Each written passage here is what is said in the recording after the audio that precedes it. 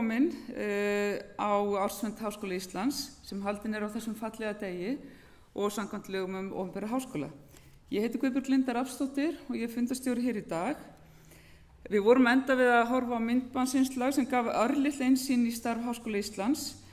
En eins og þið sjáið í þessum fallega bæklingi sem liggur hérna frammi og sem ykkar hafið náð því, að þá verður ársfundurinn í rúman klukkutíma og síðan höfum við býð okkar veitingar hérna frammi.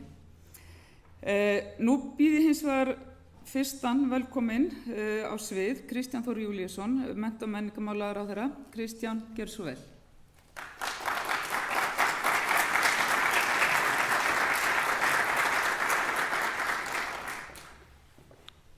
Rektor Háskóla Íslands, starfsfólk, nemendur og góðu gestir. Það er ánægjulegt að fá að vera með ykkur hér í dag á þessum öðrum ársfundi Háskólans eftir nokkuð hlé. Eitt af mínum fyrstu verkum eftir að ég settist stór mennta- og menningarmálaráðherra í upphaf árs var að heimsækja Háskóla Íslands. Móttökurnar voru höfðinglegar og hér átti ég ásamt starfsfólki úr ráðuneytinu ánægjulegan eftirmiddag þar sem ég gafst færi á því að hitta og ræða við fulltrúa nemenda, kennara og annars starfsfólks. Einkum þótti mér áhugavert að hlýða á vísindamenn af ýmsum fræðasviðum, segja frá rannsóknum sínum og átti ég við þá gott samtal stöðu rannsókna við skólann. Og það verður að segjast eins og að hinn stórgóði árangur Háskólans í rannsóknum á síðustu árum eftirtektarverður. Stjórnvöld, vísindasamfélagið, Íslendingar allir hér í okkar litla landi þar sem saga vísindastarf sem mun styttri en víðast hvar annars staðar. Við getum öll verið verulega hreykin af því að eiga háskóla meðal þeirra 250 bestu í heimi og ég vísa þar í nýjasta lista The Times Higher Education yfir bestu háskóla heims. Það eftir því tekið í erlendum úttektarskýrslum hversu mjög árangur rannsóknastarfs hefur aukist hér á landi á síðustu árum í samanburði við nágrannaríkin og þeim afburðara árangri sem við Íslendingar höfum náð í alþjóðlegu rannsóknarsamstarfi. Þessa góðu stöðu má ekki síst þakka Háskóla Íslands og þeirri miklu elju og þrautseigju sem starfsmenn skólans hafa sýnt við rannsóknir. Fyrir þetta góða starf ber að þakka. Við ríkisstjórnarskiptin í vetur tók mennta- og menningarmálaráðherra við formennsku í vísinda- og tækniráði af forsætisráðherra. Þó ýmislegt megi segja þessa breytingu og ýmsir hafi orðið til þess að gagnrýna hana, tel ég að það séu sterk rök fyrir henni. Frá því að vísinda- og tækniráði var sett á stofn árið 2003 hefur aðkoma mennta- og menningarmálaráðuneytisins að starfi ráðsins verið mikil og raunar mun meiri en flestra annarra ráðuneyta. Enda ber mennta- og menningarmálaráðherra ábyrgð á stefnu stjórnvalda í háskóla- og vísindamálum að minnsta kosti að megninu til. Með breytingunni færðum við ráði nær þeim fagráðuneytum þar sem þekking á rannsóknum, háskólum og nýsköpun mest. Það markmið mitt sem formanns vísinda- og tækniráðs að efla samtal starfsnefnda ráðsins við þau ráðuneyti sem að því koma og vinna að því að stefna þess endurspeglist með skýrum hætti í sem flestum áætlunum ríkisstjórnarinnar. Með því móti vil ég stuðla því að vísinda- og tækniráð náði þeim markmiðum sem að það setur sér. Og nú í júní síðastliðnum birti vísinda- og tækniráð nýja stefnu og gildir hún fyrir árin 2017 til 2019.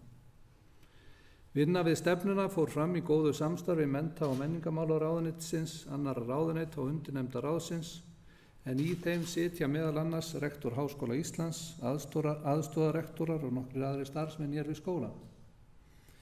Ég vil þakka ykkur sem að vinnunni komu fyrir framlag ykkar og faglegt samstarf og ég sannfærður að í sameiningu eigum við eftir að ná góðum árangri við að hrinda þessari stefnu í framkvæmd. Gæði og árangur eru leiðarstef í stefnu vísinda- og tækniráðs. Við viljum leggja aukna áherslu á forgangsröðun í rannsóknum og nýsköpun með því að skilgreina þær helstu áskoranir sem íslenskt samfélag stendur frammi fyrir á næstu árum og áratugum. Með því að beina sjónum okkar að samfélagslegum áskorunum getum við eflt þverfaglegt samstarf þær sömu áskoranir og ýtt með markvissari hættu undir nýsköpun sem skilar samfélagslegum árangri. Skýrari forgangsröðun gefur okkur auk þess meiri slagkraft í alþjóðlegu samstarfi rannsóknir og þróun og styður við markmiðin eflingu rannsóknarinnviða. Forgangssviðin verða skilgreind í samráði við almenning og hagsmunaaðila og verða markáætlun á sviði vísinda og tækni og innviðasjóður nýtt til þess að fjármagna verkefni í samræmi við þessi sömu forgangssvið. Stefna og aðgerðaráætlun vísinda og tækniráðs tekur einnig til fjármögnunar háskólanna en hana hefur verið mikið rætt undanfarin misseri. Í stefnunni eru sett fram skýr markmið fjármögnun háskólakerfisins á næstu árum og það vilji minn að eiga samtal við háskólan það hvernig unnt verði að ná settum markmiðum samhliða því sem við mótum skýrari framtíðarsýn fyrir háskólakerfið allt og leitum leiða til að efla það. Góði gestir, ég tek heilshugar undir yfirskrift þessa ársfundar það að rannsóknir séu undirstaða nýsköpunar og þekking drifkraftur framfara. Stundum talað samfélag nútíma sem þekkingarsamfélag. Í þekkingarsamfélaginu skipa rannsóknir, tækni og nýsköpun veigameira hlutverk sem aflvakar velsældar og hagþróunar en áður var. Við þurfum að halda áfram að styrkja stoðir þekkingarsamfélagsins Íslands. En ef við ætlum okkur að tala framfarir í þessu sambandi, þá tel ég það skipti líka miklu máli að huga því hvernig við stöndum að því að færa Ísland inn í framtíðina. Það mér hjartans mál að við höldum áfram að auka þekkingu og nýta tækni á tungumálinu okkar íslensku. Þó við sem hér erum stödd í dag séum orðin alvön miklum tæknibreytingum í daglegu lífi á undanförnum árum, segja vísir menn að hraði slíkra breytinga fari síst minnkandi á næstu árum. Það ljóst að í framtíðinni verður tungumálið sífellt meira notað í samskiptum við tæki og tækni, til dæmis með meiri notkun þýðingarvéla, targerla og ýmiss konar samskipta hugbúnaðar. Ég tel að það skipti lykilmáli að tryggja að íslensk tunga sé þáttakandi í þessum breytingum og hún verði fullgilt tungumál í hinum stafræna heimi. Til að okkur takist það verðum við að taka höndum saman. Ábyrgðin í þeim efnum liggur ekki einungis hjá stjórnvöldum, hún liggur hjá okkur öllum. Í fyrirtækjum, stofnunum og hjá einstaklingum, einnig hér hjá Háskóla Íslands sem ásamt stofnun Árna Magnússonar þungamiðja rannsókna á íslenskri tungu í veröldinni. Á næstu vikum mun Rannís auglýsa markáætlun til að efla stöðu íslenskrar tungu í tölvu og tækni. Markmið hennar verður að efla þverfaglega rannsóknir og nýsköpun til að stuðla því að íslenska verði lifandi tungumál í samskiptum með atbeina tækni. Markáætlunin eitt skref í áttina að markmiðinu, en ljóst að mun meira þarf til ef við ætlum að ná árangri. Í júní var birt á vegum ráðuneytisins máltækniáætlun fyrir íslensku, þar sem sett fram verkáætlun fram til ársins 2022 og það afar mikilvægt að hún komist til framkvæmda. Ágætu ársfundagestir, haustið þegar að fólk snýr aftur til vinnu eftir sumarleyfi líflegur tími á flestum vinnustöðum. En sennilega hvergi jafn líflegur og hér í stærstu menntastofnun landsins. Hér munu nú gangarnir brátt fyllast af áhugasömum nemendum og starfsfólk vinna að fullu kappi við það skipuleggja starfsemi vetrarins. Ég vil óska ykkur öllum velfarnaðar á komandi skólaári og vil undirstrika þá ósk mína að háskólinn haldi áfram að eflast og styrkjast og verði áfram virkur þáttakandi í íslensku samfélagi. Ég læt þetta verða mín lokaorð og óska ykkur allra heilla í ykkar ágætu störfum.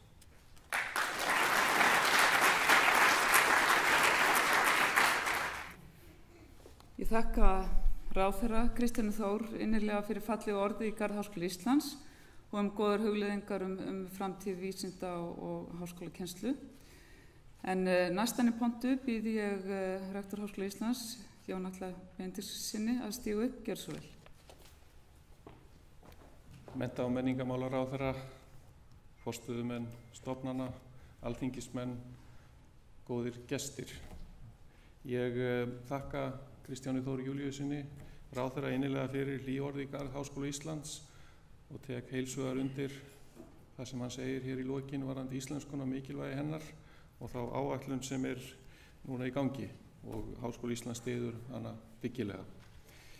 Eins og ráðherra nefndi þá hefur núna ársfundur verið haldinn, er hann haldinn í annað sinn eftir talsvert hlé og mitt hlutverk hér er að fara yfir stöðu og horfur varðandi háskólann á árinu 2016 og svona lýsa hvernig starfsemin hefur gengið. Og í þriðja skipti erum við með þessar lykiltölur sem við birtum, svona kennitölur háskólann frá 2012 til 2016. Við förum yfir svona helstu stærðir og hver þróun hefur orðið. Og í inngangsmyndbandinu sem var hér í upphafi var stiklað á stóru í þessu, en hér glæra sem sýnir hvernig svona helstu stærðir hafa verið. 1600 starfsmenn, nemendur 13.400 árinu 2016, 3000 brautskráningar, birtingar í svokölluðum tímaritum 900, heildartekjur 19,4 milljarðar og þar að 2/3 í sjálfsaflafé, og ég vil taka sérstaklega fram að starfsfólk Háskóla Íslands hefur náð mjög góðum árangri í því að fá stóra erlenda styrki á árinu og vil ég sérstaklega nefna Evrópusambandsstyrki og ERC-styrki sem komu inn, sem er mjög glæsilegt. Eins og ráðherra nefndi þá hefur háskólinn raðast í sæti 201 til 250 í röðun Times Higher Education World University Rankings og það samkvæmt mati Háskóla Íslands erum við í sæti 242. Við höfum reyndar fæst niður 20 sæti á síðasta ári, en það samkeppnin gríðarlega hörð þar, og samkvæmt okkar mati erum við þá í 15. sæti á Norðurlöndum, sem er mjög glæsilegt. Ef við skoðum þróun í nemendafjölda, og þetta hérna með litakóða þá fyrir fræðasviðin eins og við höfum litað þau og sýnt þarna að neðan, þá sjáum við að nemendum hefur fækkað á síðustu 5 árum, en á síðustu 2 hefur verið ákveðið jafnvægi og við sjáum að félagsvísindasviðið stærsta svið skólans. Brautskráningar, það uppskeruhátíðin okkar og hér mynd með deildapóstum frá brautskráningu á síðasta ári.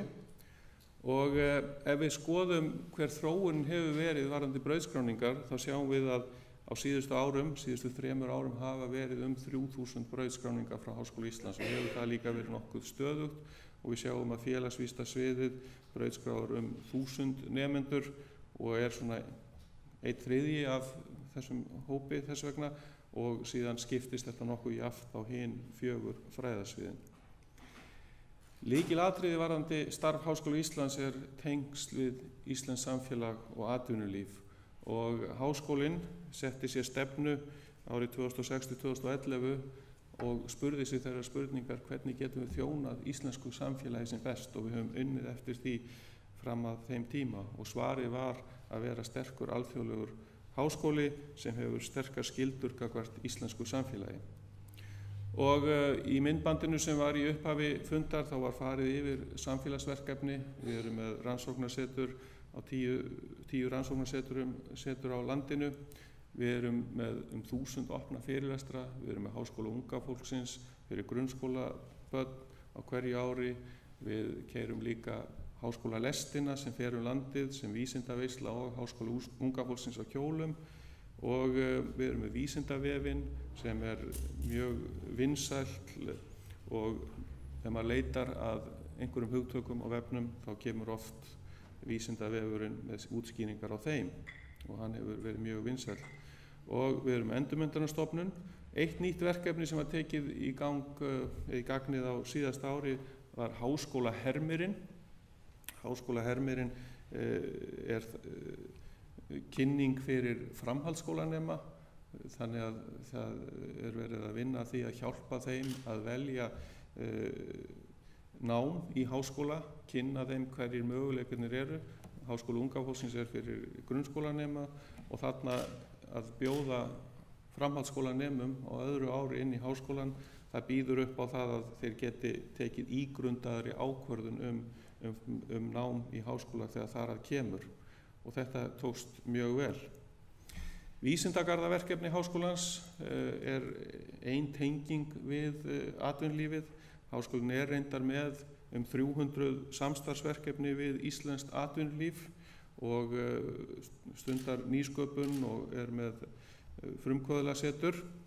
En vísindagarðarnir hafa á undanförnum árum náð að komast af stað eftir talsverðan hægagang og við fögnuðum því á síðasta ári að Alvotech bygging fyrir Alvotech og Alvogen lyfjaþróunarsetur var tekin í notkun og þarna að ræða byggingu á vísindagarðasvæðinu sem mun hafa bjóða störf fyrir nokkur hundruð hátækni fólk með hátækni menntun. Og vísindagarðasvæði, hér kort af vísindagarðasvæðinu sem sýnir Öskju hérna á vinstri hönd, stúdentagarð á hægri, íslenska erfðagreiningu efst og síðan stúdentagarða neðst og þetta svona afmörkunin á vísindagarðasvæðinu og vísindagarðarnir eiga hús íslenskrar erfðagreiningar sem innan svæðisins. Og hérna sjáum við Alvotech bygginguna og stúdentagarðana og vísindagarðarnir hugsaðir sem samfélag háskólastarfs, þá starfsfólks og stúdenta og atvinnulífs. Og núna á þessu ári var tekin fyrsta skóflustunga að nýju húsi á vísindagarðasvæðinu sem gengur undir nafninu Gróska, sem hugmyndahús og það mun hýsa höfuðstöðvar CCP, tölvuleikja fyrirtækisins og verður líka með frumkvöðlasetur og ýmis sprotafyrirtæki og þetta bygging upp á 17.500 fermetra. Þegar við tölum háskólastarfi þá mikilvægt að huga að gæðamálum og úttektum og gæðamál okkur ansi hugleikin og enda það eitt af okkar hlutverkum að tryggja gæði. Og áhersla okkar að nýta gæðaúttektir til að stuðla að umbótum í starfi skólans og bæta náms- og starfsumhverfi og gæðaráð háskólana hefur stundað sjálfsmat, tryggt að vera sjálfsmat hér í 27 deildum og þverfræðilegum námsbrautum undanförnum árum og Háskóli Íslands var tekin út og við höfum svarað líka með því að fara yfir að þær athugasemdir og stuðlað umbótum í starfi skólans og höfum tekið það beint inn í stefnu skólans sem við vinnum eftir og verður kynnt hér og eftir hver staðan HÍ 21. Síðan höfum við verið með starfsumhverfiskönnun á 2 ára fresti frá 2012 og hún var síðast 2016 og það ýmis jákvæð teikn sem við sjáum þar varðandi starfsumhverfið og starfsánægju og stjórnun innan skólans. En það sem við sjáum líka að akademískir starfsmenn kvarta mjög mikið undan álagi, 77% að gera það. Við sjáum líka að fólk finnur fyrir því í lok dags, þriðjungur akademískra starfsmanna að þeir séu úrvinda sem mikið áhyggjuefni og þetta eitthvað sem við þurfum að tryggja að styðja betur við starfsfólk skólans. Síðan vil ég nefna að matskerfi opinberra háskóla á vegum matskerfisnefndar hefur verið í úttekt, sjálfsmat lokið og erlendir sérfræðingar hafa farið yfir sjálfsmatsskýrslu og tekið viðtöl og slík skýrsla verður birt á næstunni og verður unnið úr henni á þessu ári og næsta. Síðan höfum við verið með úttekt á skipulagi og stjórnkerfi Háskóla Íslands undir forystu Ómars Kristmundssonar og Ástu Möller í þremur skrefum og Ásta Möller vann með Ómar að fyrstu 2. Fyrst var það úttekt á rektorskrifstofu, úttekt á miðlægri stjórnsýslu og síðan úttekt á heildarskipulagi háskólans. Við erum bara hreinlega að tryggja það að stjórnunin sé sem best og við höfum sem öflugast skipulag og höfum gert ýmsar breytingar í kjölfar þeirra skýrslna sem hafa komið fram og ein breytingin að breyta yfirstjórn skólans. Það hafa verið ráðnir 2 aðstoðarrektorar, aðstoðarrektor kennslu og þróunar, Steinunn Gestsdóttir, aðstoðarrektor vísinda og nýsköpunar Guðbjörg Linda Rafnsdóttir og síðan framkvæmdastjóri miðlægrar stjórnsýslu Guðmundur R. Jónsson og hann þá í umboði rektors yfirmaður miðlægrar stjórnsýslu. En það ýmislegt fleira sem hefur verið gert en við erum að leitast eftir því að hafa sem mest öflugt skipulag getum við sagt og hafa það eftir norrænni fyrirmynd. Ef við tölum alþjóðastarf og rannsóknir og samstarf hvað það varðar, þá hefur Háskóli Íslands á undanförnum árum náð undraverðum árangri hvað birtingar og áhrifamátt rannsókna segir og þá vil ég taka einmitt undir orð ráðherra hvað það varðar. Hér sjáum við svokallar ESI-birtingar, hvernig þeim hefur fjölgað á undanförnum árum og voru 900 á síðasta ári og tilvitnanir, þeim hefur líka fjölgað, það línan sem er þarna á myndinni. Við höfum fengið ýmis tilboð í tengslum við starf okkar, það eftir okkur tekið og á síðasta ári var okkur boðið að taka þátt í neti háskóla sem ber nafnið Aurora og þetta mynd hérðan frá Veröld húsi Vigdísar þar sem fyrsti fundur þeirra hér á landi var haldinn, annar fundur í netinu og þetta Jaap Winter, rektor háskólans, frægi háskólans í Amsterdam sem að ávarpa samkomuna. Og Aurora samstarfsnet 9 öflugra rannsóknar háskóla í Evrópu sem hafa ríkar skyldur við sitt samfélag, eru mjög sterkir vísinda háskólar, eru breiðir háskólar, allir hafa læknadeild og heilbrigðisvísindasvið og hugvísindasvið og félagsvísindasvið og þeir hafa ákveðið að taka höndum saman til þess að efla starfið og líka læra hver af öðrum. Og við erum mjög ánægð að taka þátt í þessu starfi og við teljum að þetta muni efla Háskóla Íslands. Eitt af því sem var gert þegar þessi skólar komu saman, allir eru þeir mjög ofarlega á Times Higher Education World University Rankings í sætum 250 ofar, var að fara yfir birtingar og áhrifamátt rannsókna. Og Háskóli Íslands minnsti háskólinn í þessu neti, það einn frá hverju landi í Evrópu, þessum 9 löndum. Hann minnstur og hérna greiningin frá 2011 til 2015 og þar sjáum við að Háskóli Íslands neðstur þegar birtingar eru taldar, með fæstar birtingar og það bil með 3,5% af birtingafjöldanum út úr netinu. En þegar áhrifamáttur rannsóknanna skoðaður frá 2011 til 2015, þá sjáum við það að Háskóli Íslands efstur. Og þetta svolítið merkilegt að áhrifamáttur, heimsmeðaltalið 1,0, áhrifamáttur Háskóla Íslands 2,15 árinu 2015, yfir 2,1 á öllu tímabilinu og þetta mjög merkilegt. Þetta var skoðað í 27 flokkum og Háskóli Íslands kom reyndar vel út í þeim öllum en var efstur í mörgum. Og þetta bara sýnir það að fjárfestingin rannsóknum innan Háskóla Íslands að skila sér og vekur verulega athygli á alþjóðlegum vettvangi. En það ýmislegt annað sem hefur gerst. Háskóli Íslands telur mjög mikilvægt að vera á lista yfir bestu háskóli í heimi og núna fyrir nokkrum dögum var tilkynnt að Háskóli Íslands í fyrsta skipti komin á svokallaðan Shanghai lista meðal 500 bestu háskóla í heimi og núna raðað þar á milli 400 og 500. Og þetta alveg stórkostlegur árangur, þetta aðeins öðruvísi mæling heldur en á Times Higher Education listanum.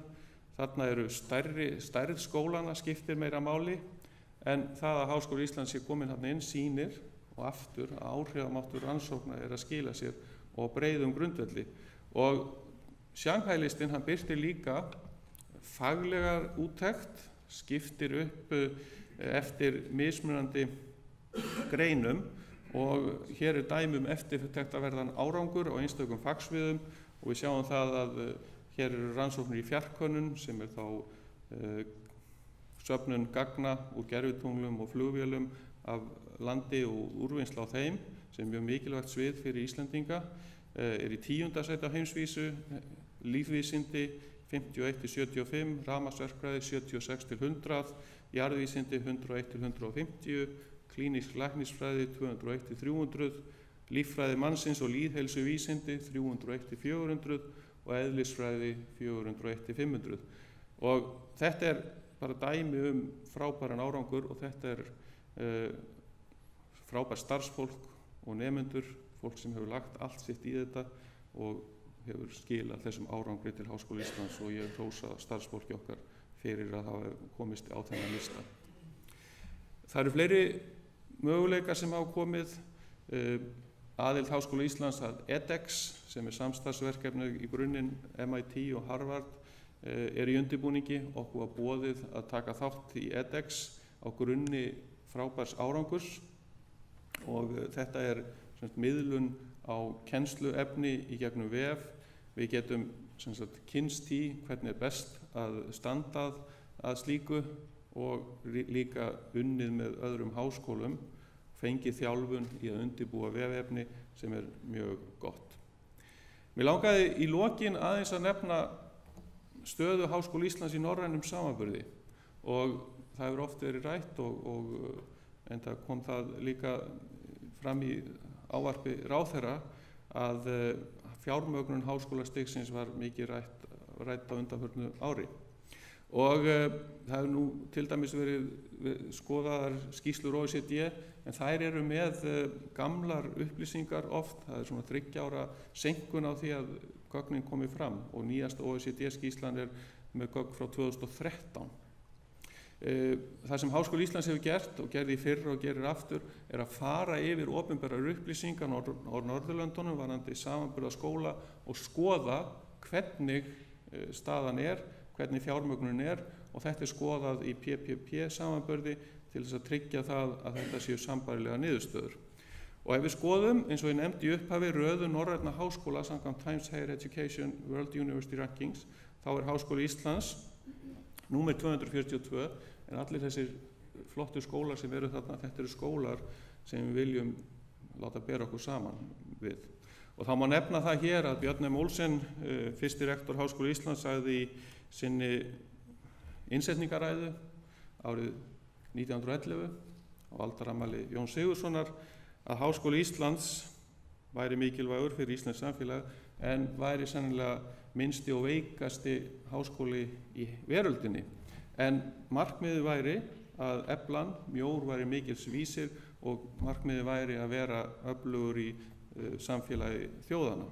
Og þetta hefur að mörgu leyti gengið eftir eins og við sjáum á þessum lista.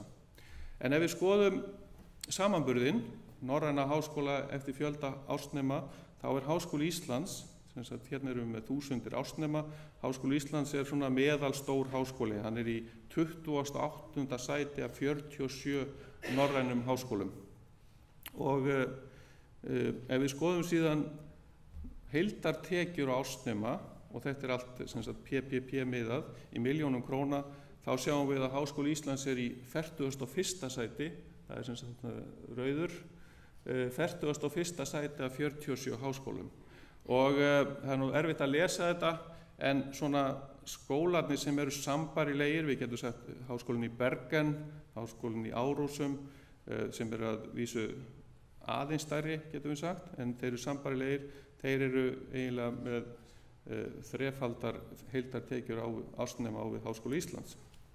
Ef við skoðum virkni, þá sjáum við það eftir löndunum, Danmörku, Noregi, Svíþjóð, Finnland og Háskóla Íslands, þá sjáum við að við getum skipt þessu upp í milljónir króna á skráðanemendur, bláa súlan, milljónir króna á ársnemendur, rauða súlan. Það þetta svolítið athyglisvert vegna þess að Háskóli Íslands opnari en flestir af þessum háskólum í þessum norrænu löndum, að virkni svona frá 70 til 80%. Hún 69% í Háskóla Íslands með þessar tölur, fer upp í 80% í Svíþjóð.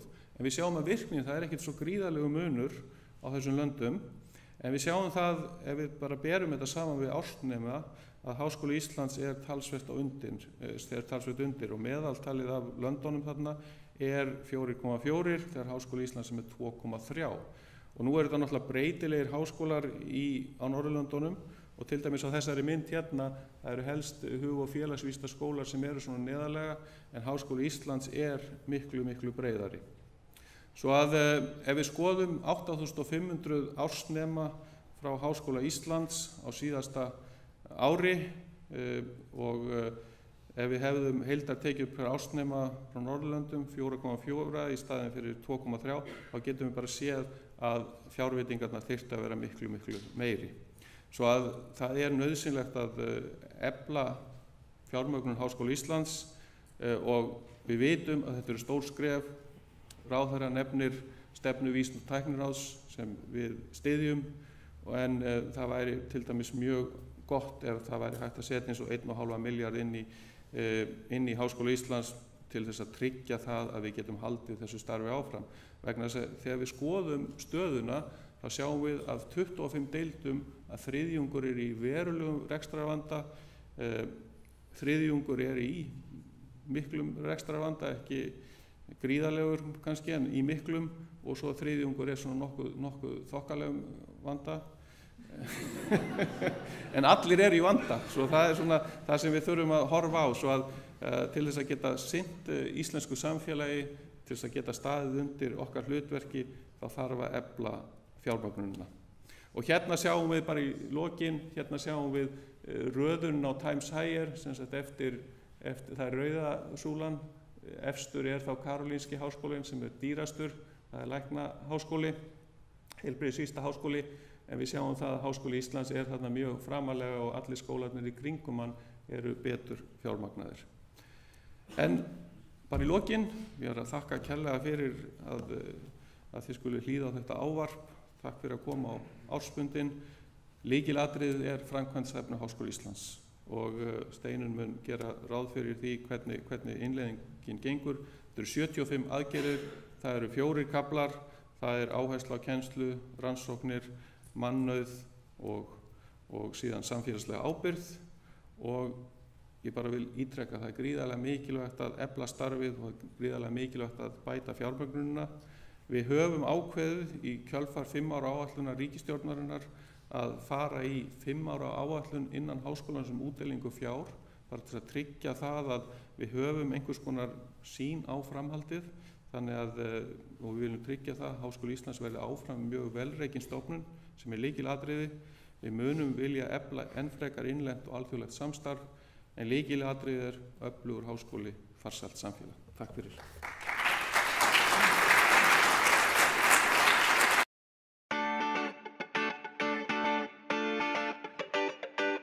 Í öllum okkar vörum sem við erum að selja erlendis, þá erum við að gera út á hreint land og tala nú ekki fyrir ferðaþjónustuna. Þetta skiptir gríðarlega miklu máli og það er ofsalega mikilvægt að við vitum hvað höfum við í höndunum. Að við vöknum ekki upp einn daginn og svo bara spyrjum við hvað varðum öll víðernin okkar.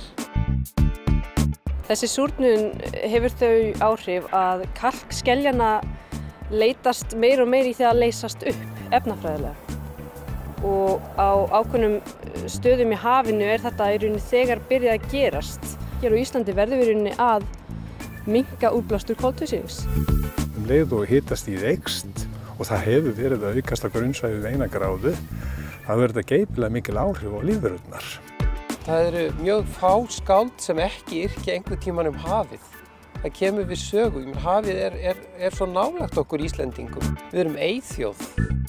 Þetta er ekki sambarlegt við það að eiga íbúð eða bílar eða slíkt. Þetta eru réttindi til þess að mega nýta ákveðnar auðlindir. Við höfum ákveðna möguleika þar sem að mikið er af þröngum fjörðum, þar sem að straumurinn er mikill, og við getum þá nýtt orkuna í rennslinu með því að setja túrbínur í það og fanga þannig straumhraða. Skýringarnar sem menn staldra við eru svona félagslegar og menningarlegar skýringar. Að konur eru mjög félagsmótaðar, jafnvel of félagsmótaðar, meðan að kannski margir karlar eru vanfélagsmótaðir. Þetta er eins og þegar við tölum innflytjendavandamál, sem í fæstum tilfellum snýr þá að innflytjendur, það eru heimamennirnir sem eru vandamáli, þeir sem búa fyrir í landinu. Við viljum ekki að það verði samfélag þar sem eru annars vegar Íslendingar og hins vegar útlendingar, eins og hefur gerst við annar staðar. Íslendingar segja að innflytjendur þurfa að læra tungumál til að aðlagast. Svo eftir að þeir hafa lært tungumáli þá eru þeir heldur ekki búin að aðlagast. Það væri ekkert Ísland nema að verða eldgos, þau eru eðlilegastur hlutur af öllu í landinu okkar. Við erum með mjög mikið af mófuglum á Íslandi, eitthvað hæsta þéttleiki í heiminum og það er mjög líklegt að hluti af skýringunni á bak við það sé þessi eldvirkni. Við sjáum það af örnefnum á Íslandi að hér áður fyrr var stunduð umfangsmikil akuryrkja sem að síðan lagðist af. Hún hefur á undanförnum svona 15-20 árum verið að koma tilbaka. Það sem að jöklarnir geyma í dag er það byrja 20 ára úrkoma. Þannig að ef þeir minnka þá erum við í rauninni að missa þennan forða. Ef við erum með okkar mikilvægustu fiskistofna þar sem að afföll og seiðastigi eru upp í 99%, þá hlýtur það að skipta gífurlegu máli að vita hvað ræður þeim afföllum og ef það er hægt að takmarka þau, hvort að það skilir sér yfir í veiðistofninn. Við eigum að reyna að lifa í sátt við náttúru og menn. Og til þess að gera þetta þá þurfum við á vissan hátt að mennta okkur upp á nýtt.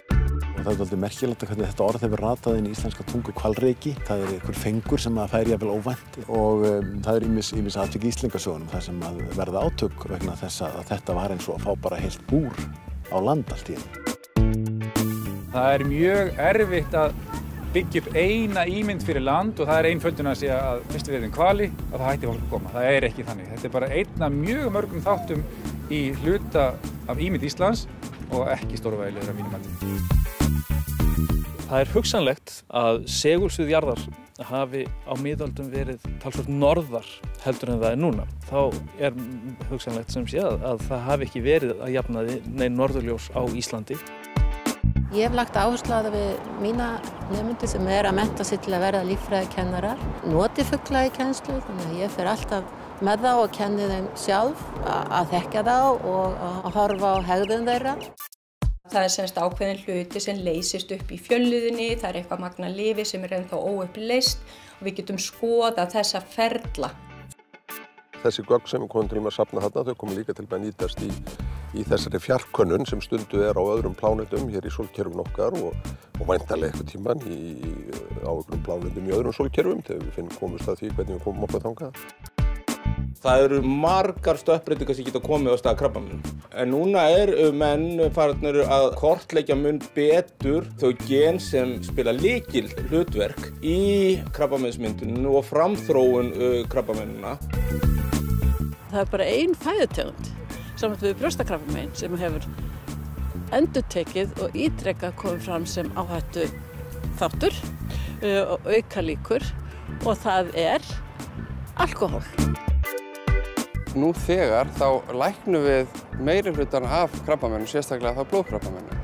Og ég efast ekki það með hvað er að gera svona bara undanfarið 5 og 10 ár að við eigum eftir að lækna mun fleiri sjúklinga innan 5 og 10 ára og vonandi í framtíðinni þá munum við finna lækningu við flestum krabbameinum.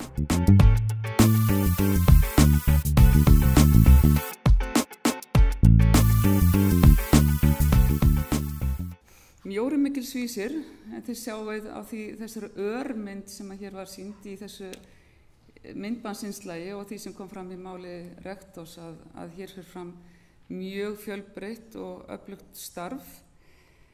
En Jenny Bára Jensdóttir, hún er sviðsstjóri fjármálasviðs Háskóla Íslands og hún ætlar núna að gefa okkur smá innsýn í þetta skemmtilega plagg sem heitir Ársreikningur Háskóla Íslands fyrir árið 2016. Gjörðu svo vel.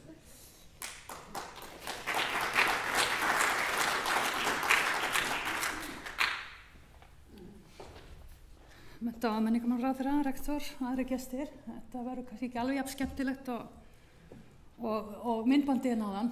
En við erum að fara yfir ársreikning Háskóla Íslands. Það er rétt að taka strax fram í upphafi að þetta er ársreikningur Háskóla Íslands, Raunvísindastofnunin með sérfjárhag og er ekki inn í þessum tölum og eins eru styrktarsjóður Háskóla Íslands fyrir utan þetta upplegg. Heildartekjur Háskóla Íslands árum 2016 voru 19,4 milljarðar króna. Þar var fjárveiting frá ríkissjóði 12,9. Sértekjur voru tæpir 6,5 milljarðar króna og jukust verulega á síðasta ári 15,9%. Launagjöld voru 13,7 milljarðar og jukust 10% á milli ára. Önnur ekstragjöld jukust tæp 14% og Þetta misti ekki vera rétti, jú, ok, afsaki.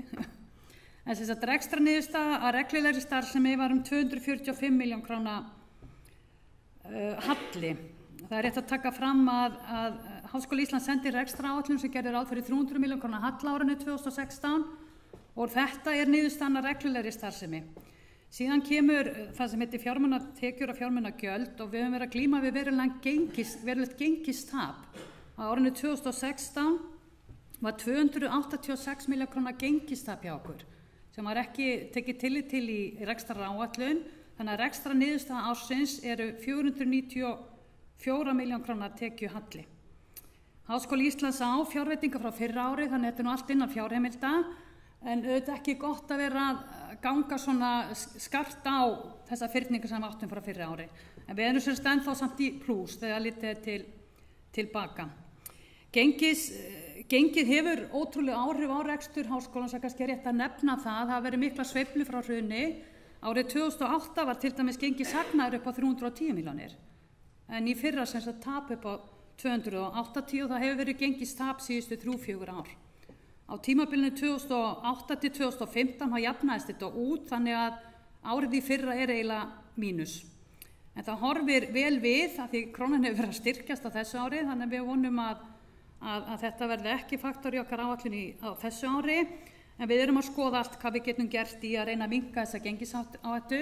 En skýringin sú að þegar við fáum erlenda styrki, þá fáum við þá oft fyrirfram og þeir liggja inn á gjaldeyrisreikningum og þetta umtalsverðar upphæðir og þær eru síðan bara reiknar á því gengi sem eru í árslok og að þær hafa verið bókar inn á lægra gengi, þá myndast þetta gengistap. Við erum ekki að tapa neinu pening, það er að vera að mæla verðmæti þessara innistæða í erlendum gjaldeyri til að útskýra það.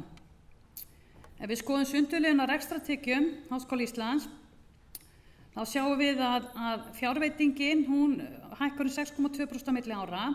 Það var lítið auka fjárveitingar, fjárlögin voru 12,9 milljarðar og einungis 7,9 milljónir koma síðan eftir að fjárlög eru gefin út. Við sjáum árinu 2015 þá voru umtalsverðar fjárheimildir veittar eftir að fjárlög komu út og það var vegna kjarasamninga. Ef við skoðum sértekjur Háskóla Íslands, þá var framlag frá Happdrætti Háskóla Íslands 780 milljónir og hækka 50 milljónir á milli ára. Það fyrst og fremst verið að fjármagna byggingu húsveitis að Fimbulgötu Veröld á síðasta ári. Skrásetningargjöld lækkuðu, það voru aðeins færri nemendur sem greiddu skrásetningargjöld en á sama tíma jukust tekjur á endurmenntun og símenntun. Í þessum lið öll endurmenntun og símenntun ekki bara endurmenntun á stofnun, heldur líka endurmenntun sem út á sviðunum og það til dæmis verulega endurmenntun inn á viðskiptafræðistofnun. Þannig að þær tekjur aukast á sama tíma, þannig að þetta endurspeglar nú kannski bara ástandið í atvinnuástandið að fólk fer frekar að stunda nám með vinnu. Erlendar tekjur aukust verulega eins og sést, úr 414 milljónum króna í 920 eða 122%. Hluti af þessum styrkjum eru styrkir sem kom inn á árinu 2015 eru tekjufærðir á árinu 2016 180 milljónir en enga síður þetta verulega aukning á milli ára. Innlendi styrkir eru líka aukast verulega. Þetta kemur eiginlega bara í beinu framhaldi af stækkun rannsóknarsjóðs og innviðasjóðs. Háskóli Íslands fékk við 20 styrki úr innviðasjóði í fyrra og verulega fjármuni úr rannsóknarsjóði, þannig þarna aukningin 28,6%. Og í takt við góða árangur í rannsóknum þá fær Háskóli Íslands verulegan hluta úr innlendum samkeppnissjóðum sem sést þarna. Aðrar sértekjur lækkuðu lítillega, lækkuðu þarna 11% og það aðalega útseld sérfræðiþjónusta sem lækkaði. Það aðrar tekjur til dæmis af bóksölu, háskólaútgáfan þarna inni og það verið að leigja út húsnæði og annað. En sem sagt útseld sérfræðivinna lækkaði aðeins á milli ára. Þannig að rekstrartekjurnar voru í heildina upp á 19,4 milljarðar króna. Hér stutt glæra launakostnað skólans. Heildarlaunakostnaður jókst 10,2% en þar af má rekja 2,5% til fjölgun ársverka við skólan. Þannig að önnur hækkun nemur 7,5% sem endurspegla bara kjarasamninga og stofnanasamninga árinu 2016. Síðan valdi ég að taka saman yfirlit yfir helstu rekstrareininga skólans. Þarna efst kemur rekstrargjöld skólans jukust 9,6% á milli ára og numu 18,2 milljörðum tæplega á árinu 2016. Sameiginleg stjórnsýsla eru þessi sameiginlegu svið, rektorskrifstofa og stjórnsýslusviðin okkar. Síðan koma fræðasviðin okkar í röð. Umsvifin eru mismikil og það eru bæði sértekjur og síðan nýráðningar sem að skýra þennan mismun. Launahækkanir skila sig jafnt á alla en það eru mismunandi umsvifin og sértekju umsvifin eru einna mest á heilbrigðisvistasviði og verk- og náttúruvistasviði. Og þetta þrátt umsvif, sjáið heilbrigðisvistasviða er 3,3 milljarðar og verk- og náttúruvistasvið sem 3,1 en það fyrir utan Raunvísindastofnun sem með umtalsverð umsvið. Þannig það stærsta sviðið. Rannsóknarstofnanir utan fræðasviða, þetta eru rannsóknarseturin okkar út á landsbyggðinni. Þar jukust umsvifin 20% og seturin að velta 265 milljónir króna en það eru verulega sértekju þarna. Seturin okkar á landsbyggðinni eru líka afla sértekna og styrkja, bæði innanlands og erlendis. Þjónustustofnanir, þetta eru reiknistofnun háskólans, háskólaútgáfan og fleiri þjónustustofnanir. Endurmenntun á stofnunum þarna sýnd sér, þar vöxtur í gangi og þar aukast umsvifin 18,2%. Það hefur greinlegt að fólki farið að minnka aðeins umsvifin þarna í hruninu og fleiri kom inn sem almennir nemendur hjá okkur en maður fær á tilfinninguna að nú sé það snúast við, að það sé að margir koma að sækja endurmenntun í endurmenntunarstofnun. Sameiginlegur kostnaður fræðasviða, þarna næst neðstur, þetta okkar sameiginlegu sjóðir, sem sagt eiginlega kjarasamningstengdir sjóðir, ritlunar rannsóknarsjóður, vinnumatssjóður og ýmsir sjóðir sem að starfsfólk getur sótt í út frá okkar matskerfi. Rannsóknarsjóður þarna líka. Þannig heildina þessu umsvifi aukast 9,6%. Hér síðan viðhald á nýbyggingar. Viðhald fasteigna á svipuðu rólu árið áður. Tækjakaup einnig, en nýbyggingar, þarna fyrst og fremst verið að tala hús Vigdísar Finnbogadóttur, en 960 milljónir af þessum 1.030.000 fór í byggingu hús Vigdísar Finnbogadóttur. Allt okkar happdrættisfé hefur meira og minna farið í þessa nýbyggingu bæði 2016 og 2015, en auk þess hefur verið nýtt sjálfsaflafé, styrkjum sem safnað var til byggingarinnar. Þannig að viðhald á nýbyggingar hækkunni þar 24,7% og 1.450 milljónir varið til þess árinu 2016. Þetta gefur síðan sömu niðurstöðu á fyrstu glærinni að fyrir tekjur og fjármagnsgjöld þá rekstrarniðurstaðan 245 milljón króna halli en að teknu tillit til neikvæðra fjármunatekna þá niðurstaða reksturs Háskóla Íslands 2016 mínus 494 milljónir króna. Síðan hér samandreginn efnahagsreikningur. Við sjáum að fyrst teljast bankainnistæður í erlendri mynt. Þær eru verulega lágtala, þarna kemur ykkur kannski óvart eftir umtalum gengistap, en það af því að styrkirnir eru vörslufærðir. Þarna inn í því sem heitir vörslufé styrkir, 1753 milljónir, þar eru innstæður á bankareikningur sem við erum búin að færa sem vörslufé af því að styrkirnir ekki komnir í gang. Það ekki búið að ráðstafa því fé sem komið í hús. Skammtímakröfur aðrar hækka lítillega og hlutafé óbreytt. Þetta eru eignarhlutar Háskóla Íslands í vísindagörðum, RH-neti og 25% eignarhlutur í Keili. Þetta bókfært verð og þetta mun breytast verulega í kjölfar nýrra laga opinber fjármál þegar efnahagsreikningi og reikningsstöðlum verður breytt. Sem dæmi má nefna bókfært virði vísindagarða einungis hér 170 milljónir. En ef maður skoðar ársreikning vísindagarða þá það eignarhlutur upp á rúman milljarð. Síðan verður, eins og margir þekkja, varanlegir rekstrarfjármunir færðir til eignar eftir þetta ár og sem dæmi má nefna að eignarhlutur HÍ bara í tækjur, rannsóknartækjum og tólum var 2 milljarðar síðustu áramót sem mun þá koma inn í efnahagsreikning og það þá ótöldu húsnæði sem mun seinna koma væntanlega inn í efnahagsreikning háskólans. Þannig þessi reikningur mun breytast mjög með nýjum reikningsskila aðferðum. Í skuldunum þá þarna verkefnaskuldbindingarnar skuldbindingarnar á móti vörslufénu. Þetta eru styrkir sem eru komnir í hús en ekki byrjað að ráðstafa rannsóknarfénu. Aðrar skammtímaskuldir hækka lítillega, viðskiptareikningur við ríkissjóð var neikvæður í árslok en uppsafnaðar fjárheimildir enga síður jákvæðar. Það eru 490 milljónir í árslok 2016 en þar af 269 miljónir sem þetta hlutafé er eiginlega bundið, þannig að við eigum ekki mikið eftir af fyrningum en við eigum eftir rúma 200 milljónir af fyrningum við ríkissjóð. Það má kannski nefna það að margar stofnanir fengu niðurfelldan halla í árslok 2016 til að undirbúa fyrir ný reikningsskil en við sem sagt vorum í plús, eflaust ein af fáum ríkisstofnunum, kannski allt til að nefna það. Hér er 5 ára yfirlit, veit ekki hversu vel þetta sést, en það sést að það er búið að vera tekjuhalli sem sagt síðustu 2 ár og þetta skýrist að langmestu leyti af þessu gengistap okkar, en enga síður er mikilvægt að nefna að við áttum þessa fjárheimildir fyrir frá fyrri árum og höfum því ekkert farið yfir fjárheimildir skólans. Og rekstur hefur verið í samræmi við samþykktar rekstraráætlanir. Svo að lokum, kannski allt og fljótt, að ársreikningur Háskóla Íslands er aðgengilegur á heimasíðu Háskóla Íslands og þar eru ítarlegar upplýsingar rekstur og fjárhag skólans í skýringum. Þannig ég bendi bara öllum á að skoða það. Það er alveg margar síður af upplýsingum bæði starfsmannamál, nemendamál og ýmsar rekstrartölur. Þannig ég held ég sé bara búin.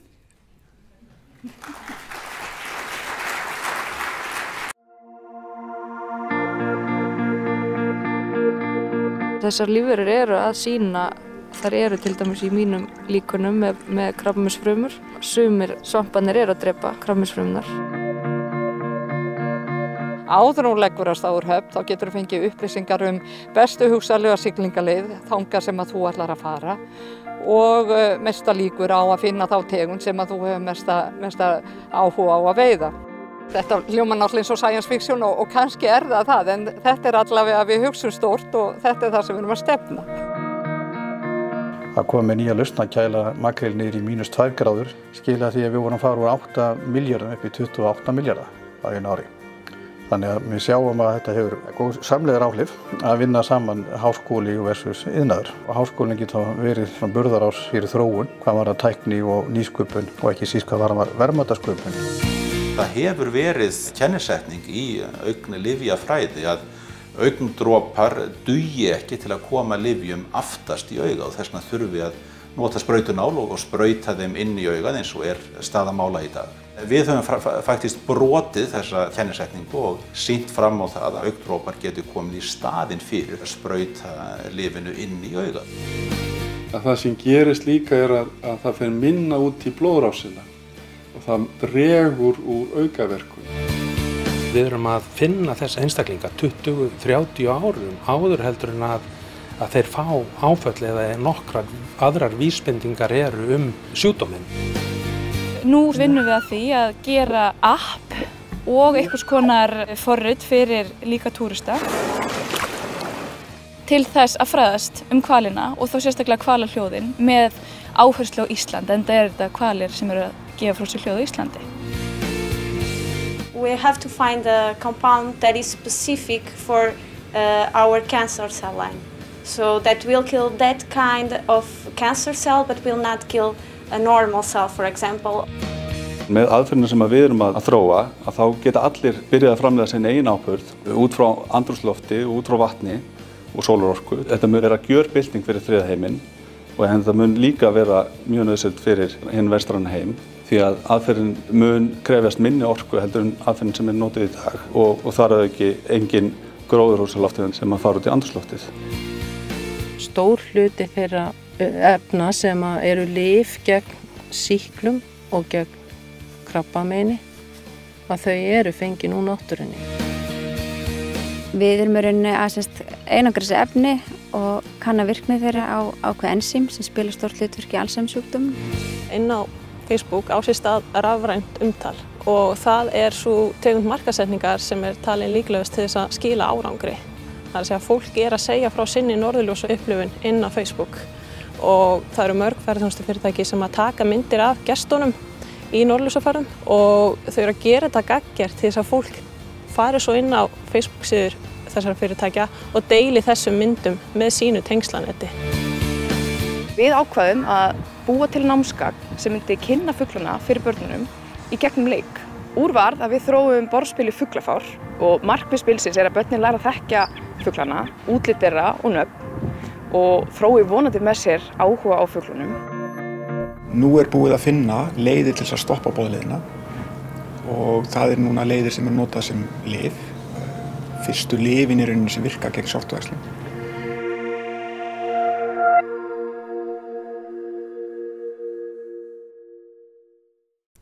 Já, þetta var semst myndband nýsköpun. Næsta sviði Steinunn Gestsdóttir sem aðstoðarrektor kennslu og þróunar og hún ætlar að fjalla stefnu Háskóla Íslands til næstu 5 ára. Gjörðu svo vel, Steinunn.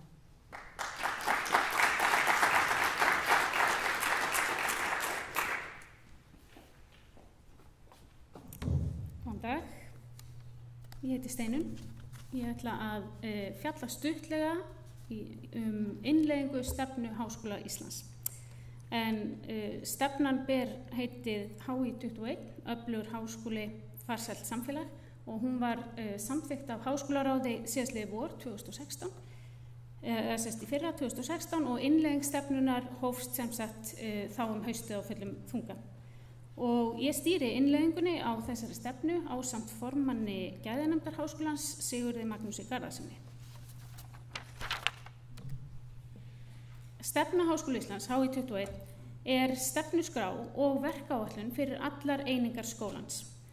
Þegar Jón Atli tók við sem rektor skólans þá setti hann strax af stað mjög viðamikla stefnumótunar vinnu undir sem við Sigurður stýrðum ásamt fleirum og í þeirri vinnu var lögð áhersla á að nýta utanaðkomandi og innanhúsgögn og úttektir en ekki síður á víðtækt samráð bæði við stúdenta og starfsfólk og við hagsmunaaðila utan skólans. Við höfum haldið áfram svipari sýn núna þegar að innleiðingin hefur hafist. Það sem sagt núna fyrsta ári innleiðingarinnar lokið og í þeirri vinnu höfum við haft þessa sömu síð víðtækt samráð og þar af leiðandi víðtækt eignarhald og víðtæka ábyrgð. Þannig að það eru yfirmenn bæði innan akademíu og innan stjórnsýslunar sem bara ábyrgð á innleiðingu mismunandi aðgerða sem ég ætla að lýsa fyrir ykkur á eftir. Þær eru 75 í stefnuskólan, 75 aðgerðir sem voru tilgreindar í stefnunni og fyrir hverja einustu aðgerð var tilgreindur einn ábyrgðar aðili. Og einnig fylgdi stefnunni mjög nákvæm aðgerðar áætlun og árangursmælikvarða fyrir hverja aðgerð. Og ástæðan fyrir þessu vinnulagi sú að þegar með svona víðtækar ábyrgð þá nauðsynlegt að tryggja að við séum öll að samstíga og við höfum yfirsýn yfir starfið.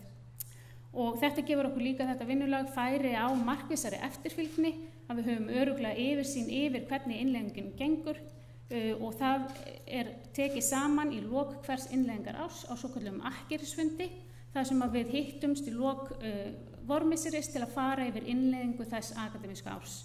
Og ég ætla að lýsa þeim fundi fyrir ykkur aðeins á eftir því að það svona uppskeruhátíð innleiðingarinnar.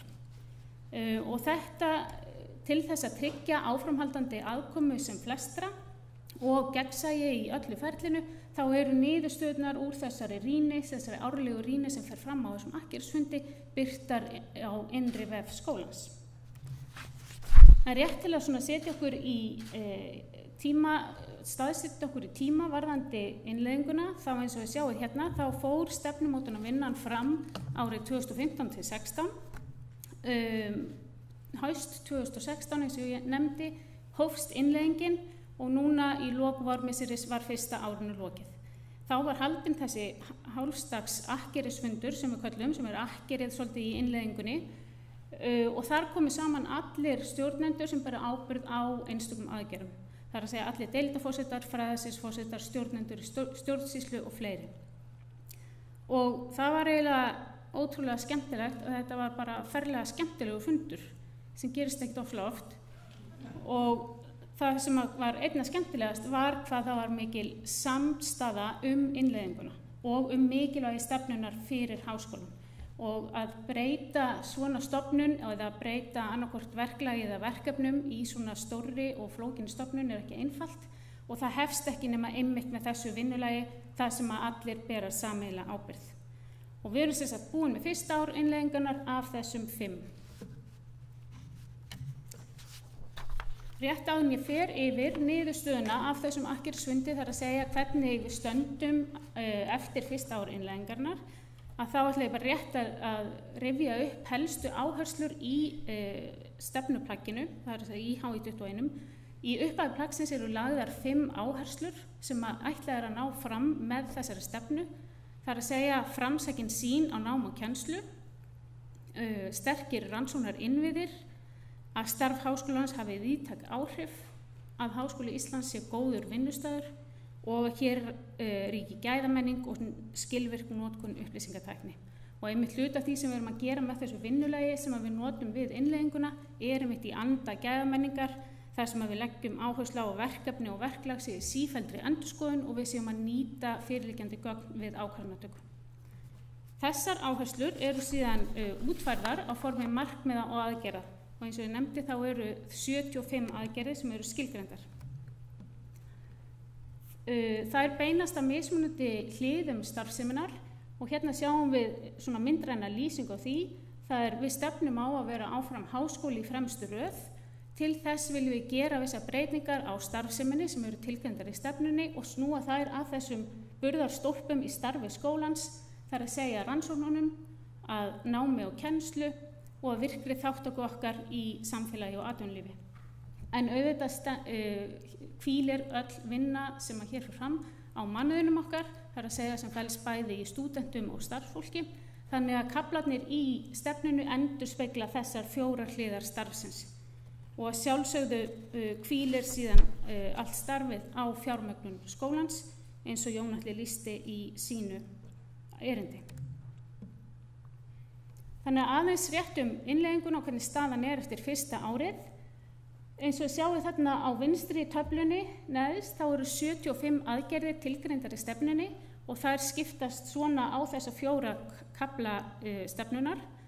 Áður en að innleiðingin hófst þá var búið að skilgreina hvaða aðgerðir skyldu settar í forgang á fyrsta árinu og þær voru kallar A-aðgerðir og það eru sem sagt 48 og það er hægri taflan. Það sem kemur fram hversu margar aðgerðir falla undir hvern kafla. Þannig á fyrsta ári var ráðist í þessar 48 forgangsaðgerðir. Og áður en lengri haldið er kannski rétt að nefna að við stefnum á að innleiða allar þær aðgerðir sem tilgreindar eru í stefnunni, allar 75. En það verður að viðurkennast að þegar að 5 ára fjármálaáætlun ríkisstjórnarinnar lá fyrir þá var ljóst að við sáum ekki fram á þessa hækkun sem að búist var við í kjölfar stefnu Vísinda- og tækniráðs og það af því leiðir það viss óvissa varðandi kostnaðarsömustu liði stefnunar. Og það eru þeir sem að snúa kannski helst að því að byggja upp innviði skólans. Þeir eru veikir eftir niðurskurð frá hruni og mikinn nemendafjölda.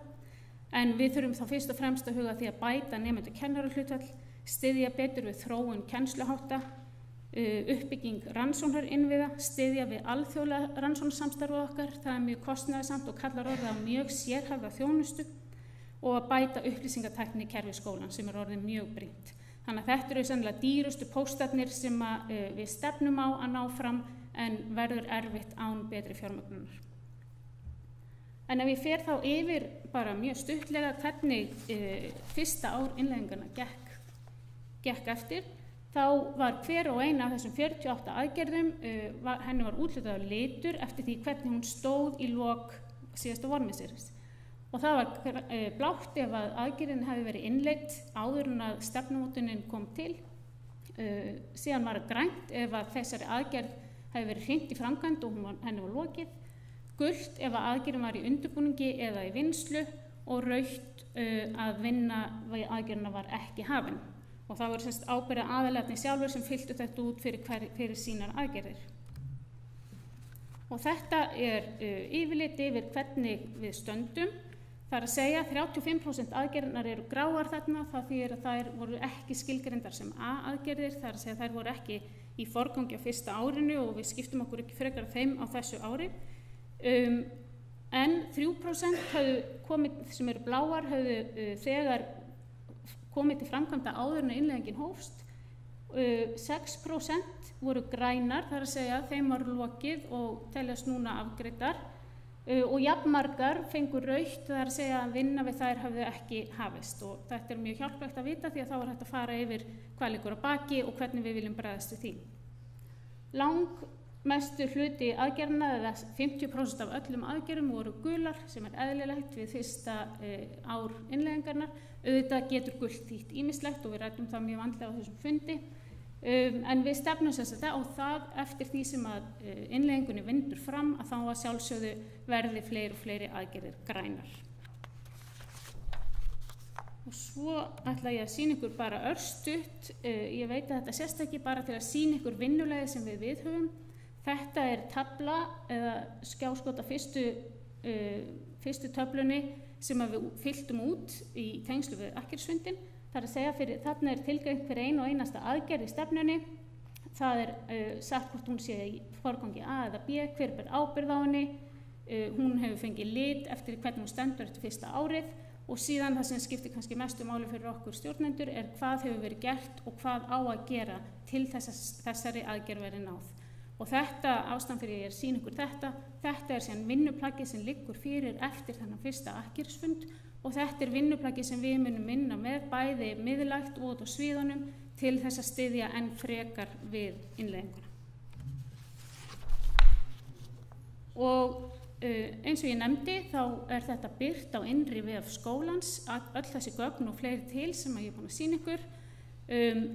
Þau eru á Uglu samsagt undir háskólinn, síðan þaðan undir stjórnskipulag og undir innleiðingu stefnu Háskóla Íslands.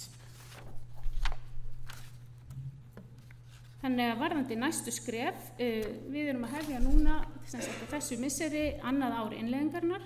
Við erum að endurskoða forgangsröðun, það er að segja hvort að einhverjar aðgerðir fari úr þá aðalega flokki B og yfir í flokk A og hvað við gerum við þær aðgerðir sem hafa ekki hafist, af hverju það og hvernig viljum við bregðast við því. Og það í vinslu bara meðal stjórnenda skólans. Við þurfum að halda áfram að þróa mælikvarða, bæði fyrir hverju einustu aðgerð en ekki síður fyrir stefnun í heild. Á síðustu síðu stefnunar eru tilgreindir lykil mælikvarðar og við erum að þróa þá. Og síðan höfum við lagt til ýmsar breytingar á innleiðingarferlinu til að halda ennþá betur og hafa betri yfirsýn yfir ferlið. Það er kannski ekki síst að innleiðingstefnunar sé raunverulega til umfjöllunar inn á meðal stjórnenda bæði inn í deildum og sviðum og miðlægt. Og þetta verið fastur liður af fundum stjórnenda. Einnig var kallað eftir á fundinum auknu samráð á milli stjórnsýslu og á milli fræðasviða og stjórnsýslu. Það náttúrulega hætt á því þegar eru tilgreint svona skýr ábyrgð að þá verði vinni hver og einn fyrir sig. Það náttúrulega alls ekki hugmyndin.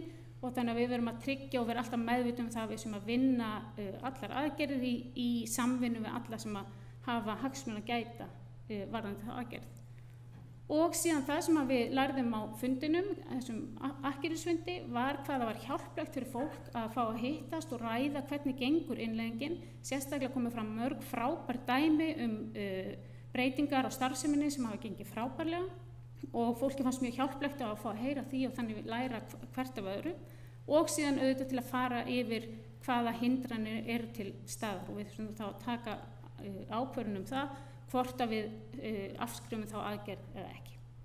Þannig að þetta vinnulega sem við leggum til að vera aðeins breytt í næsta fyrir þetta annað innleiðingarár og þá í lok þess verður aftur samskonar úttekt á innleiðingar árið 2. Takk fyrir.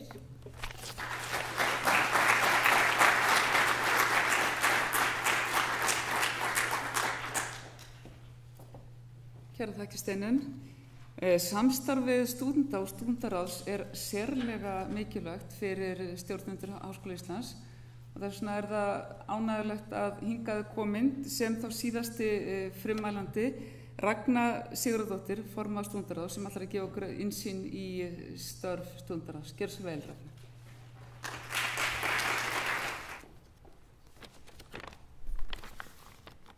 Mennta- og menningarmálaráðherra, rektor, forsetar fræðasviða og deilda, alþingismenn, starfsmenn háskólans og samstarfsstofnana og nemendur og aðrir góða gestir. Það er mér heiður að fá ávarpa ykkur hérna og vera síðust á svið. Eins og sá í glósunum mínum undir PowerPoint-kynningunum þá hef ég bara 5 mínútur, pluss mínus nokkrar kannski. En ég beðin að kynna starfsemi stúdentaráðs og ég fer hérna hratt yfir sögu. og við tókum nú við bara nýtt ráð í mars og þá sem sagt hófið starfa af krafti. Það var mikil áhersla lögð á ríkisfjármálaáætlunina þar sem að umræða var hana bæði á þingi og náttúrulega út í samfélagi og það er auðvitað hlutverk okkar að berjast fyrir hagsmunum nemenda og sameiginlegum hagsmunum nemenda á háskólans. En starf sem okkar felur líka í sér samstarf til dæmis við Landssamtök íslenskra stúdenta sem var stofnað í nóvember árið 2013 og samanstendur núna í dag af 8 aðildarfélögum og Stúdentaráð Íslands er þar stofnmeðlimur. Þessar myndir eru af landsþingi LÍS sem er haldið á hverju ári, var haldið í mars núna á Akureyri og þar var sem sagt þemað gæðamál og vinnan sem við unnum þarna á landsþinginu er til grundvallar, eða verður til grundvallar stefnu LÍS í gæðamálum sem að kemur út bara í lok ársins og við erum mjög spennt fyrir þeirri vinnu. LÍS er með skipar fulltrúa nemenda í gæðaráð Íslenska háskóla og líka í ráðgjafarnefnd gæðaráðsins og þar hafa verið stúdentar frá Háskóla Íslands meðal annarra.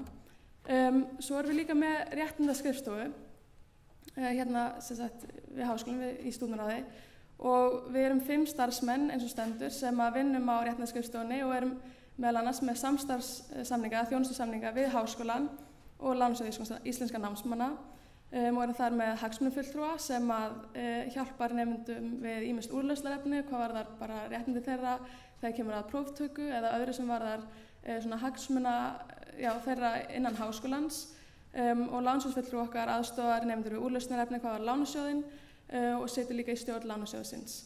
Svo erum við með framkvæmdastjóra sem er Pétur Marteinn lengst til hægri og svo erum við formar og varaformar sem erum í forsvari fyrir ráðið.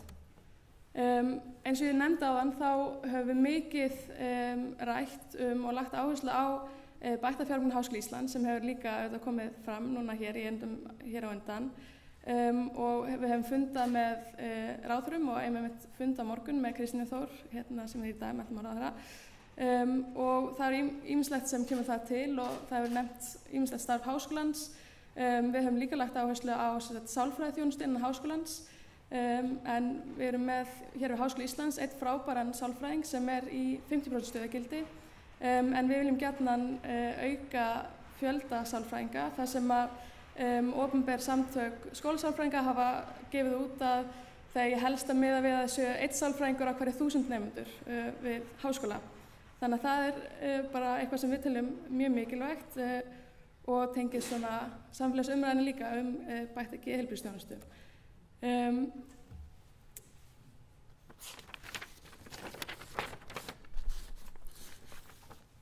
Já, og það er sem sagt órjúfanlegur hluti af hagsmunabaráttu stúdenta berjast fyrir bættri fjármögnun háskólans og sú barátta heldur auðvitað áfram í haust. Og það vaknaði þetta líka ýmsar spurningar þegar kemur að umræðu fjármögnun háskólans og til dæmis með tilliti til aðgangstakmarkana og fjölda nemenda en okkar stefna hefur alltaf verið að aðgangstakmarkanir með ekki vega jafnrétti til náms og sérstaklega hvað varðar til dæmis nemendur að erlendum uppruna. Og síðast en ekki síst þá auðvitað er það líka okkar hlutverk í Stúdentaráði að veita aðhald gagnvart háskóla okkar enda erum við í forsvari fyrir 13.000 nemendur það bil sem stunda nám við Háskóla Íslands og margir hverjir búa í nágrenni við Háskóla Íslands eða á háskólasvæðinu þó vildum við að þeir væru fleiri en það er bara hluti af starfinu og við hlökkum til áframhaldandi samstarfs við háskólan og já, alla sem eru hér inni. Bara takk fyrir áheyrnina og ég hlakka til að segja ykkur fram í kaffinu.